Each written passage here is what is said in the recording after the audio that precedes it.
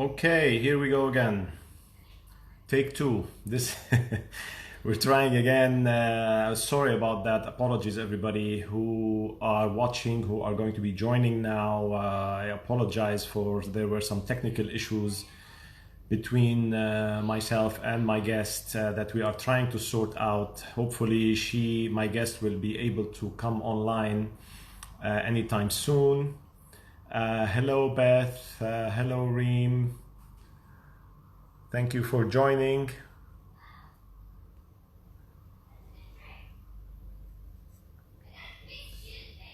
And let's see if my guest Natasha will be able to join us. Hopefully, fingers crossed. Again, I apologize to everyone on that technical issues. It happens sometimes, and let's hope this will work. I've given Natasha the instructions on how she can join my live, although I know it's pretty straightforward, but let's see. I think she's got some difficulties at her end. Beth and Reem, you can hear me all loud and clear, right? And you can see me wave right now. Give me the thumbs up if you can hear me.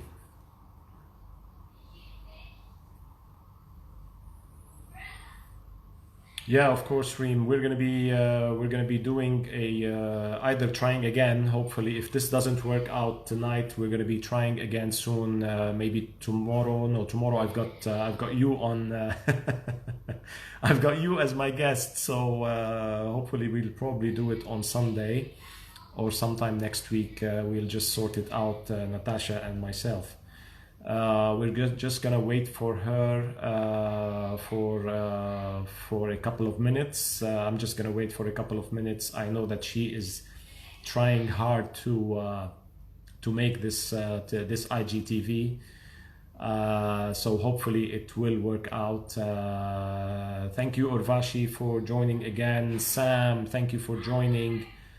And Ahmad Al-Sayed, thank you for joining. As I mentioned earlier to all those who just joined me now, we just seem to be having some difficulties. My guest is having some slight tech issues at her end, which she is trying to sort out so that she is able to join me in this IGTV live. Hopefully it will work out.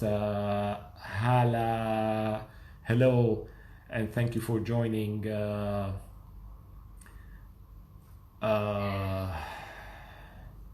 Yes, I think yeah, Urvashi, we've got everything sorted from my end. You can hear me, the guests can hear me, everybody can hear me, so mine is working all okay. I just gave my guest Natasha some instructions on what to do so that she's able to join. Hopefully she will be able to. Let's see, fingers crossed. Okay, hello Hala, hello Rudaina, once again, thank you for joining.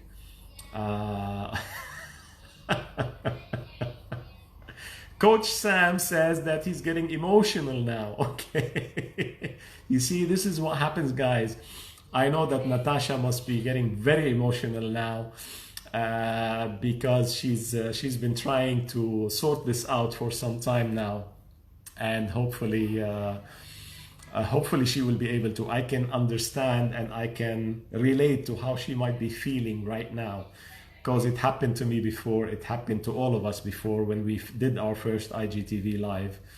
And actually, it's I must say it's my fault, because we should have done some like a dry run or a rehearsal, or just checked on the technology just before that. But I was under the impression that you know, it was working anyway, and it's gonna work, but it failed us, and this is what technology does to us sometimes. Yes, I believe in Natasha too, Sam, and I'm sure she's gonna get through this. Mixed emotions now.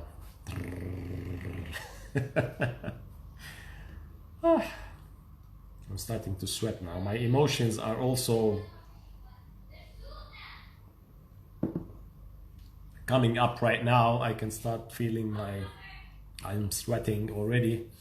But just, I think all this is from excitement, obviously, and I'm just waiting for my guest in anticipation for her to join. Hope all is well at her end. As I said to you guys, if it doesn't work, apologies for that, and I will definitely be bringing on Natasha in the next couple of days. I've got another IGTV live happening tomorrow. Don't miss that, you guys. It's going to be in Arabic. All the Arabic speakers, make sure you attend that IGTV. It's going to be amazing. It's going to be with Coach Reem Statee, and it's going to be a hell of an episode.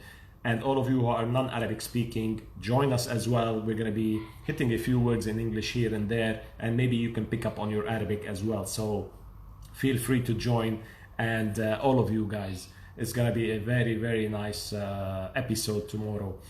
Channel Thomas, thank you once again for joining. Ahmed Sayed, yes, thank you for your patience. I know you're waiting, we're all waiting. Okay, it seems Natasha is finally online, and I'm going to invite.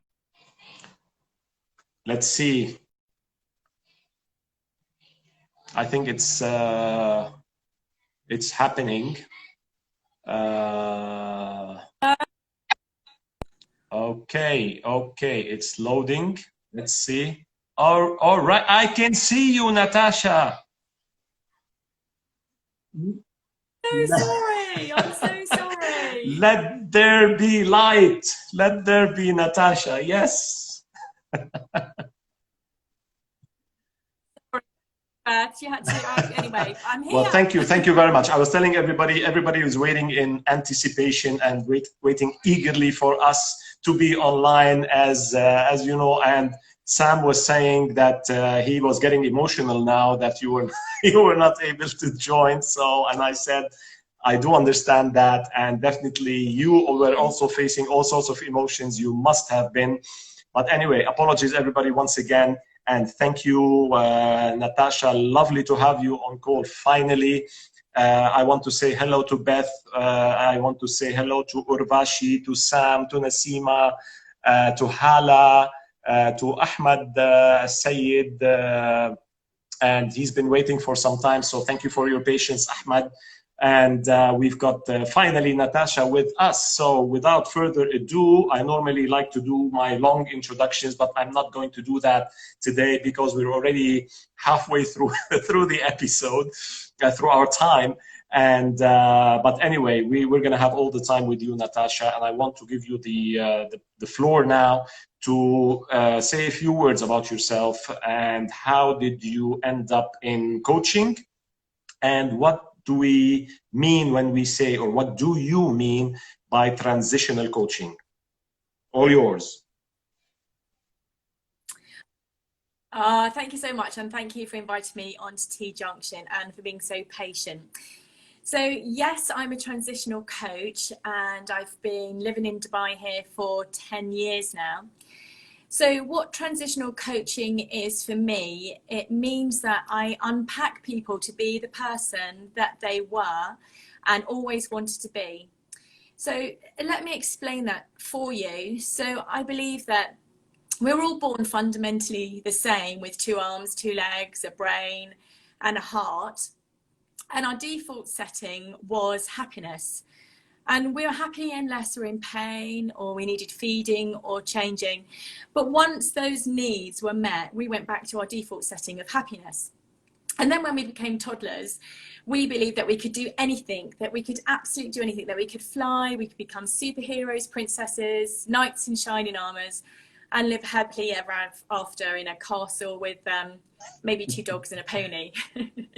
And Einstein always says that knowledge is a fantastic thing, but it's limited, and imagination is limitless. And so then when we get into our 20s and our 30s, life starts throwing these things at us like puberty, relationships, careers, rent, jobs, mortgages. And we lose ourselves. We become part of the mass. We conform. We get into this everyday humdrum. You know, the alarm clock goes off at the same time every morning. We wash, we get breakfast, we go to work, come home, eat, sleep, repeat, eat, sleep, repeat. And 95% of everything we do is in our unconscious, as we know, but 90% of that is exactly the same as what we did yesterday. But why? Why do we do that? Because we're clever people. You know, we have 60,000 thoughts every single day. We process 400 billion bits of data after we delete, distort, and generalize 2,000 bits of data. And then, you know, we're made up of these amazing 4 components: hydrogen, oxygen, nitrogen, and carbon. And the only other thing that's made up of those 4 components is stars. You know, we are shining stars. All of us are amazing. So transitional coaches takes us back to being that person that we always are and always were supposed to be. Great, Amazing. great, excellent. Now, how come, I know you've been in the airline industry and aviation for a very long time. How did you make that shift, or was it something to do with you? Did you realize you wanted some, you know, to heal yourself, maybe of a few things, and you decided to go into that? Or is it simply because you had passion for coaching and you wanted to help others and help other people? Yeah, I was in the aviation business for 25 years. And then in January, I did the RSCI course. And I believed that through aviation, that's a people's person job, that you're talking with people all the time, and unknowingly you're listening to their problems, you're helping them solve their problems, and people come to you, particularly in something like the airline, because it's so fluid, it's so liquid, that they know that if they pour their heart out to you, you can't judge them, because the chances are you won't see them again. So you don't have that final say. You just help them. They take your advice or they don't take your advice. But for whatever you say, they feel better and then they can move on. But you don't know their background. You don't know that they're married or they have children, and you don't get to delve in that deep. That's why I thought that coaching was meant to be, because I believe that we've all got a purpose in life and we need to leave a legacy. And was being a stewardess enough for me? No, I wanted more. I wanted to leave something behind. Yeah. Excellent, excellent. Let's say a quick welcome to everybody who joined us now. Beth, Urvashi, they've been with us. Reem, Farah, thank you for joining. And Empalisa 20, thank you for joining. I hope I'm saying the names right. Rania Jadallah, thank you for joining. And Lam 7 Al joined. Okay. Aisha, thank you for joining. Nasima, Talal Khuntar, my good friend, thank you for joining. Beth and everybody. Okay, so thank you for that introduction, Natasha. I think this is very exciting today. As you know, this week, my theme is all about emotions, and we know how emotions, we're not going to define emotions. I think everybody knows what emotions are. But what we wanted to, from your perspective, or us discussing and chatting about, is how do emotions affect our behavior? How do they affect our character? We know that emotions are usually not permanent. They are there temporary, but sometimes it's us who can actually make them permanent or not. It's up to us. But in general, how do you see emotions shaping our behavior or our characters as such? Yeah, I definitely see them shaping our behavior. So like you touched on, we have negative and positive emotions, and we know how they're formed. So if we're having positive emotions, so we're having joy, happiness, laughter, love, peace, and we're bringing that inside us, literally our cells are being energized, they're dancing, they're glowing inside us, they want more. And it's like having a cup that's it's like a placebo to us. So all the effect of that, if we load ourselves with negative emotions, so hate, guilt, grief, all emotions, and put those inside us, then our cells are exactly the opposite way. Now our cup is half empty, and that's like a nocebo.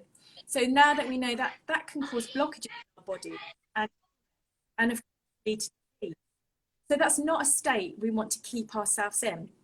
So how that can affect our behavior, A good example of that would be, for example, if you were afraid of flying to land and I said to you, tomorrow you're going on a flight to Amsterdam, and you'd say, no, Natasha, I can't because I have a phobia, I'm afraid of flying. And I said, well, don't worry, because the top statisticians have said that there's less risk associated to flying than there is you getting in your car and driving or you riding a bicycle. I don't care. I'm not flying because I'm afraid of flying. I've got a phobia. So your fear has trumped your rationality. So that's encroached on your behavior. And if I was to generalize that to everybody and I said, okay, I've got these 2 treatments that can cure this disease that 600 people have got. The first treatment will save the lives of 200 people. And the second treatment will unfortunately see 400 people die. Generally speaking, everybody will go for the first treatment because they're saving 200 lives, because that's the positive statement. But actually, both statements are the same. Pain has brought the emotion into your behavior.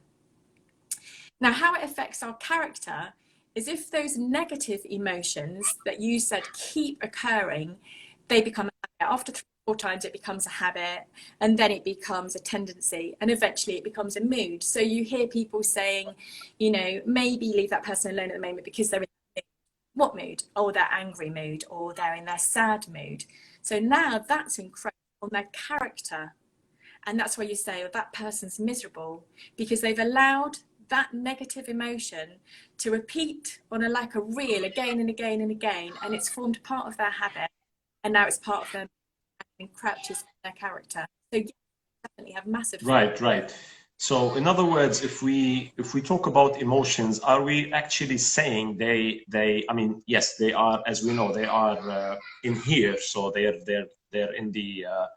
in the heart inside us, where we say the mind is responsible for the thoughts and whatever we think and you know, during the day, whereas the emotions actually come from here, and they have to be. This is one of the messages that I was trying to get across this week in one of my posts, that we need congruency between our thoughts and mind and our heart, as we know. So our emotions and our thoughts, when they are congruent, that means we are in the right state, or in the perfect state, if you like. Now, sometimes they just pop out of nowhere, as we know. Like sometimes you wake up in the morning and you're like, you know, you just don't feel right. You feel a bit iffy, and you've got your emotions, although you haven't had the time to think about anything. So it's not like you had a thought and then it materialized, or it triggered a certain emotion. It's just that you sort of woke up that morning and you were feeling, you know, a bit iffy, and you're, you know, not your usual self. Or sometimes it's the opposite. You wake up and you're full of joy and you're happy, and you know, you're smiling, you're saying hello to everybody, you're saying good morning in a different way, you're portraying your laughter that I love so much. You have to share your laughter on this on this live now for everybody, because it's so full of energy. By the way, before I forget, guys, you have to follow Natasha. She's got amazing Instagram. Lifted is her brand, so make sure you follow her on Instagram. She's got Tash Talks as well, which I love so much, because amazing stories, amazing metaphors that she uses, making things very, very simple and getting the message across to everybody in the simplest way. I just love them, Natasha. They're just amazing. But back to our point about thoughts and emotions. So which comes first? And sometimes you have a thought, or you have a certain circumstance. Something happens, it makes you think in a particular way, and that thought leads to certain emotions, good or bad. I mean, it's not about whether it's good or bad emotions, but it just, I mean, this is, as we know, this is how the cycle works. This is how we receive the data from out. There's the meaning making process, and then there's the emotion making process, which comes after that, which leads to our behavior.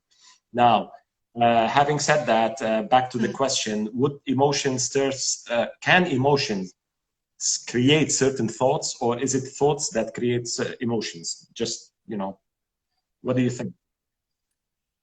It depends I believe it depends which is more dominant. Like, we're always feeling our thinking.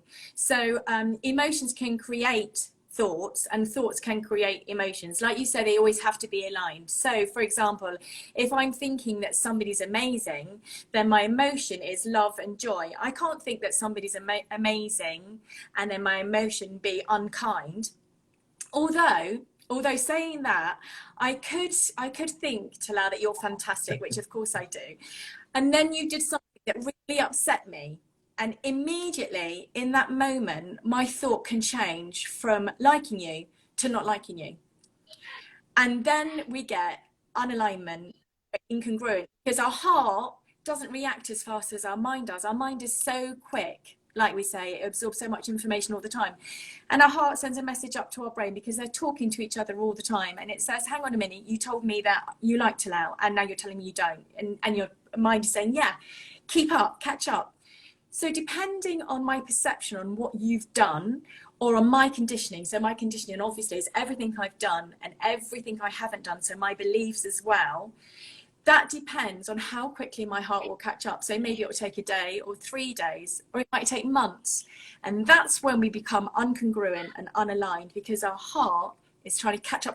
And it does, it's only temporary, it does. And eventually, you know, we become congruent again and we're in line. Because, you know, sometimes people say something and they do another, don't they? Like backstabbers, they say they really, really like you, but their actions don't fulfill that emotion.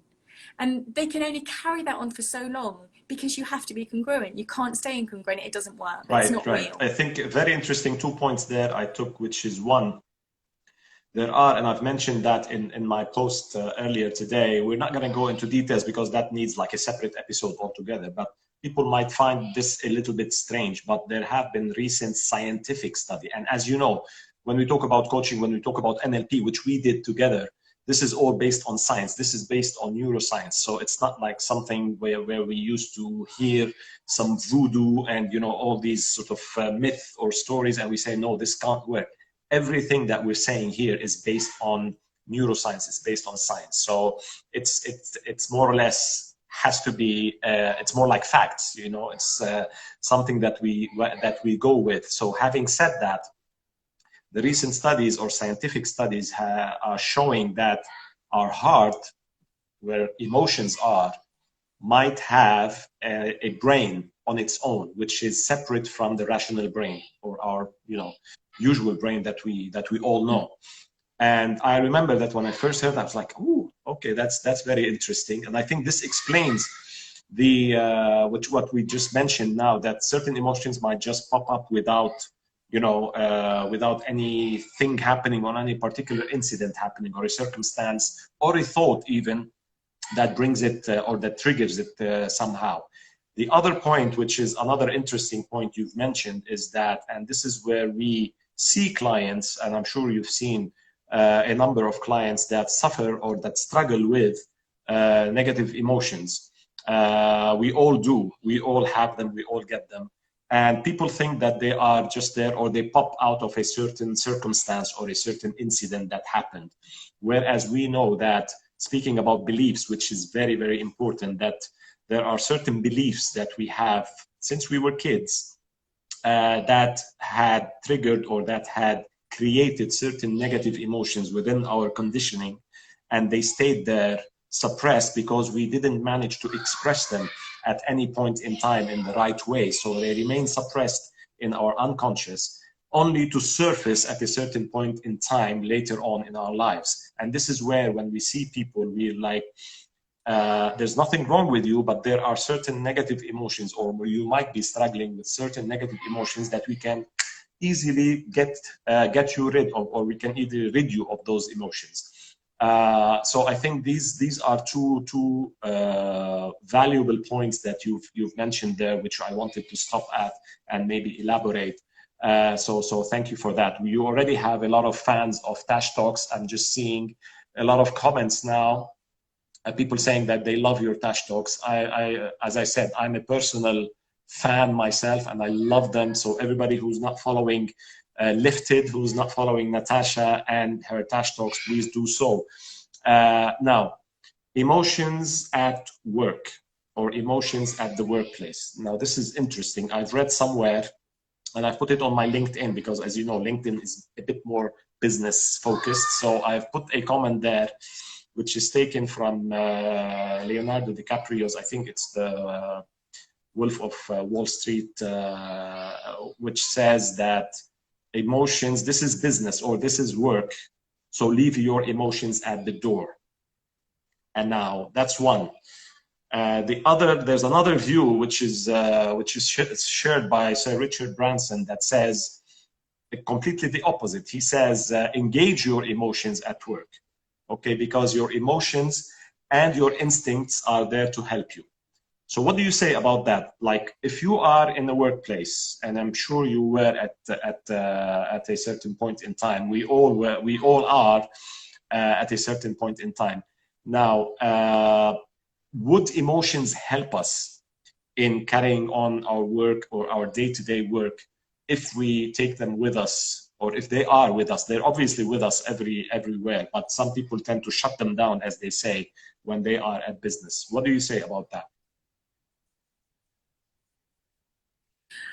Well, I think we need to use our common sense regarding our emotions, don't we? If we're in control of our emotions, then that's okay. If emotions are in control of us, then that's not so good. So let's say that we took our emotions with us. I mean, for an example would be if a brain surgeon was carrying out a life-saving procedure and all of a sudden started releasing his emotions.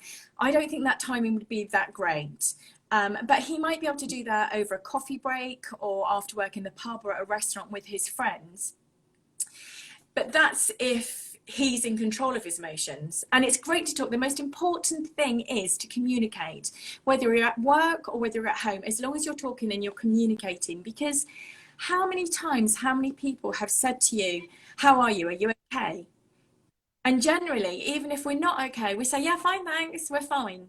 When we're not. And that's our opportunity to talk, because they're asking us, because they want to know how we are.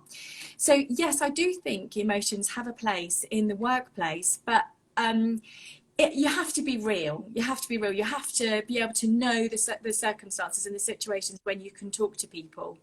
So yeah, and at home as well, just you keep talking, keep the communications open. Everybody has emotions, you know, emotions work for you. If you're watching a sad film, you want to feel sympathy, you want to feel empathy, because if you don't and someone tells you a funny joke, you're not going to be able to laugh. How awful would that be? Because these are emotions that we all have and that we all use in our everyday life. So as long as we've got control on our emotions, but it's when we lose control of our emotions. So for example, you know, you can say to somebody, so those plants that you bought last week, how are they doing? And they just burst out crying and you say, oh my God, what have I said? I must have hit a raw nail. And then it all comes out because they've lost control of their emotions. Their emotions have taken the control. But that's great, because that's the body's way of coping with processing negative emotion. You can't carry all that negative emotion around with you all the time. It gets too heavy. You need to offload. You need to pass that on. You need to process it. And like you say, you can't ignore it. You can't bury it forever, because when you sink it, it comes to the surface again. So you have to process Yes, I it. think this is a very, very important point. And that was what my question was about expressing your emotions and the importance of expressing your emotions, because we all know, and you know, since we were kids, maybe there were times when we were either shy to express our emotions or maybe scared to express how we feel. Now I'm gonna be touching on that tomorrow with my guest in Arabic, with Reem, on emotions in the Arab world, because I mean, in our part of the world, emotions tend to play a huge role, and they are very important. And they always refer to us as, you know, the Arabs in general are very sentimental. They're very emotional. Even you know, as a culture itself in this part of the world. And but having said that, it's always the case that you know, it's always weird, or it's not weird, but it's always seen as not right for men, for example, to cry, and they say this is a sign of weakness, right? Whether a guy is watching a movie, I mean, sometimes have wet tears when I'm watching it, when I get emotional in a certain, movie. So, which is absolutely fine. And I used to think that, that was a bit shameful, but no, because I think it's on the contrary. People say that people who usually express are good at expressing their emotions. They're strong people. They're people filled with strength, not weakness, like others think. So I think having you've touched on the point of expressing your emotions. I think it's very, very important, and especially with kids. I mean, how many times do we tell our kids, be a man if he's a boy, don't cry. You don't need to cry on this or whatever. And whereas the intention is clear, or the intention is to us is right, or it's we feel it's the right thing to do because we want them to turn up or to grow up into the men that we want them to see, or that we want to see in them. We're not actually doing a lot of favor for our kids when we say that, because this is where I think we tend to get into the suppression of emotions. I think also we have a lot of peer pressure, don't we? We always feel, well, we don't always feel, but sometimes we can feel that the grass is always greener on the other side, that everybody seems to be having the perfect world and living the dream when we're suffering so immensely. But the grass is always greener, isn't it? But it's not true. The grass is only greener if you water it. So everybody has their moments of, sad emotions, negative emotions. Everybody does, because life is something happens to your life. Otherwise, you won't be getting out of bed in the morning. It's just how we deal with it. It's not the falling down, is it? It's the getting back up. And it's not so much what happens to us in our life. It's how we cope with what's happening to us in our life.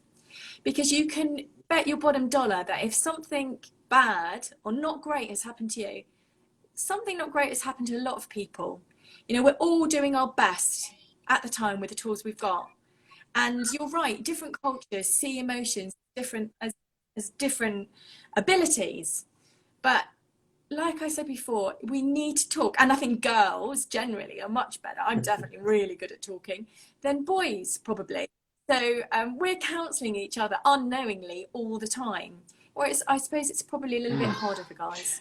Yeah. Okay. So back to negative emotions. As I said, I'm gonna be having episodes later on dealing with particular emotions. I'm gonna be going into details when we speak about anger, when we speak about guilt, when we speak about sadness, about fear, and all these emotions. This, as I said, this episode is very sort of general, and it's talking about emotions in general. And I think we've sort of covered the basic or the main areas about emotions. Now, I've put an earlier a post, and I think because this is back to our point on how people can control their emotions, and how can, especially negative emotions, because as we said, as someone says, if you don't control your emotions will eventually control you. And we know what happens sometimes when our emotions take control over us. And I've put an example again, and the video I shared is a live example and an experience that I've been through myself. And I just wanted to highlight here that people say because we're coaches, that means we become immune to negativity, to negative emotions, to limited beliefs, and we got rid of everything and our life is so rosy now, which is not the case. What I tried to communicate in that video is that we're still humans at the end of the day, and all human beings, we go through all sorts of emotions, including negative emotions. I think the only difference with us as coaches is the fact that we just learned how to sort of deal with them. And one way, which I've mentioned, I've put some steps on how we can easily, not easily, but how a way where we can, if you want to, deal with your negative emotions and maybe rid yourself of any negative emotions that you might be having at that point. But I think the most important point is being present. It's taking notice. It's examining what is happening to you. Why did these negative emotions come about? How did they come about? why did they come at that particular time, and what are they trying to tell us? Because as you said, and you quite rightly said, it's not a matter of resisting them. I've tried that myself recently. We've all done it. But what happens is that once you do that, they just sort of suck you and take you into that sort of dark tunnel further and further in, rather than so you feel yourself engrossed in these emotions, rather than where you are trying to get rid of them, or you're trying to recover, or you're trying to rid yourselves of these emotions. So it's very important, is as you mentioned, is to take notice, I think, is to become friendly with these, even if they are negative emotions. Welcome them. Try to, as I said, try to ask ourselves a few questions about why are we getting these emotions and what are they trying to tell us. Thank you very much for coming. And then shifting back to the place, or to the emotions that we really want to focus on, and what we or the goals and destination that we really want to go in.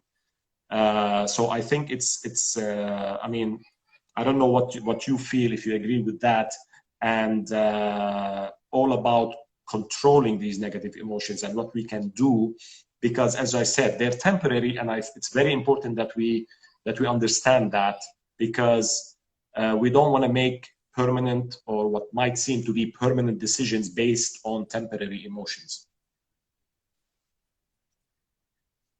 Yeah, absolutely. I agree with what you're saying there. Also, you know, as coaches, I believe it's good that we've gone through these things, because then we can coach. If you believe that all coaches are living this perfect life, then how can you help clients that aren't going through the perfect life with their problems?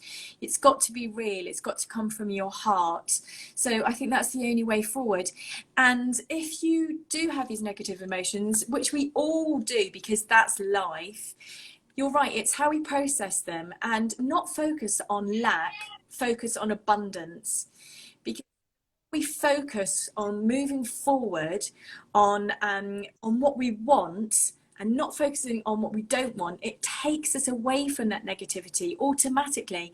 We don't have room to think about lack, because we're consistently thinking about abundance and gratitude. It's like if you're smiling and you can't feel sad on the inside, and then the next person smiles and the next person, and we've got that chain reaction happening. And it's exactly the same with a negative emotion. If I was just talking to my son, I was trying to explain something to him the other day, and I said, if you go to a party and they're playing your favorite music and it's your favorite people and you're having a wonderful time, how do you feel? He said, oh, I feel fine. I feel great. That's amazing. So, okay, now go to the same party with the same music, but this time all the people are sad and you don't know why. How do you feel? I feel sad. Because you attract your tribe with your vibe. Every frequency that you set off has energy. So you're picking up on that frequency. So you have to accept it, understand it, process it, and move on to what you want and away from what you don't want. Exactly. Sam is getting all emotional again. He said, he says he's going through emotions now as we speak, and he is saying, does intention drive emotion, or does it? Does intentions drive emotion? Yeah, absolutely. I think that intention, if you've got an intention to be a positive thinker, to believe that your glass is half full, to see things in a good light, then that is going to eventually be your emotion, because it becomes a habit. Because if you do it more than 3 times, you get the habit, you get the tendency, and then you get the mood. So if you keep doing something, a practice makes permanent in whichever emotion. I mean, if you're going to keep wanting to be unhappy and sad, you are likely to become a very depressive nature about you, or a very miserable frequency. You're going to send that out. Whereas if you keep practicing positivity, and sometimes that's hard. Yeah, it's definitely hard, and not everything's perfect. And we don't have to fake it. We definitely don't have to fake it. We just have to acknowledge it and move on. So yeah, our intention is definitely there. positive intention, Yeah, but exactly. positive outlook. And I think this is where you know, people think that because we're coaches, it's all positivity to us, and we keep talking about positivity. Of course, we're going to be talking about positivity. Of course, we're going to be sending out this message, but it's not only about saying it, and it's not only saying be positive or remain positive, especially during these times that we are in. As you mentioned, these are challenging times. These are very, very difficult times. These are trying times, and I think there's no greater time that has put us to the test than these recent times, or what we're going through today. So it's absolutely normal to go through the emotions and the negative emotions that we've mentioned because of what's happening outside. But then, as you mentioned, what do we do about it? This is the question. Do we really want to be on the effect side? Do we really want to be the victims? And do we really want to just sit back and wait until Corona and COVID goes away and then things will be back to normal? Or do we have ourselves to do something that will change the way that we feel, or how our perception of what's happening outside? We have to keep going, don't we? We definitely have to keep going, and we have to listen to what we're saying and change and change. We have to keep the change. So for example, if let's say we wanted to stop biting our nails, so we say to ourselves, I want to stop biting my nails. Or instead of saying, I don't want to be made redundant, we have to say, I want to keep that job. We have to say what we want, not what we don't want. We have to listen to our thoughts and listen to how we're speaking. So if we say, I don't want to be made redundant, our mind hears, I want to be made redundant. It doesn't hear the negative. It's hearing what you don't want. So you have to listen to what you're saying. I want to keep a job. I want to stop biting my nails. What do you want? Where do you see yourself at the end of 2020? Out of every crisis comes opportunity. And some people, as many people who haven't succeeded in 2020, have succeeded in 2020. Lots of internet companies have gone forward, supermarkets, delivery, logistics are all doing fantastically. So what do you want to leave as a legacy of 2020? We're going to tell our grandchildren, we survived 2020. Look what we did. Look what came out of 2020. Amazing. Excellent. I think this is very well said, and this is the right intention. And as Sam said, as we discussed, you know, once you have the right intention in mind of what you really want, at what you are focusing, and that you are focusing on what you want, not what you don't want, everything falls in place, including your emotions, because emotions, as we said, have a lot of impact or have an influence over our behavior and our state. And as we know, once they affect our behavior and our state, it affects what our end result or the goal that we're trying to achieve. So all of this is sort of linked together. But then again, yeah, also a lot of fear. The COVID virus has created a lot of fear, and people are hearing lots and lots of different information, and we're working on statistics of how many people have had it, how many people have unfortunately lost their lives, how many people have lost their jobs, but how many people have kept their jobs, how many people have survived it, how many people have got better, how many people are moving forward and using coronavirus to help other people. So it's how we think, you know, we're feeling our thinking. That's all we can feel, our thinking all the time. We can't know what we don't know. We don't know if we're going to lose our job. We don't know if we're going to get a vaccine anytime soon. We don't know if we're going to flatten the curve this week, or if there's going to be a spike next week. We don't know what we don't know. And that's it. We can't believe we're going to get it. We can't believe one of our family members is going to get it. They might get it, but they might not. Yes, and thanks to the media that's doing a great job, I think, in making everybody fearful, in spreading fear. I think amongst the masses, they're doing a great job at that. That's why I'm not watching the news anymore. I had a bit of stint, and I had to go back to the news when this horrible disaster happened in Lebanon. I was just following up, and I went into that sort of dark tunnel for a short period of time and got myself out of it. And then immediately started replacing my, negative emotions with emotions of compassion, of empathy, of love, and of health. And all of a sudden, everything changed, because in order to change what's around you, you have to change yourself, or the way that you. What does the quote says? The way you can only change what you see around you can only change what's around you by changing how you see it, or something like that. Yeah, exactly. I mean, if you keep doing the same thing and expect a different outcome, I think Einstein said that one, doesn't it? Then that's insanity. Exactly. Anyway, I think that's it from my end. Any final words from your end? Any final advice? Any any last tips for our audiences and the people who are with us today? Yeah, first of all, make sure you've got your VPN working before you do any live transmissions.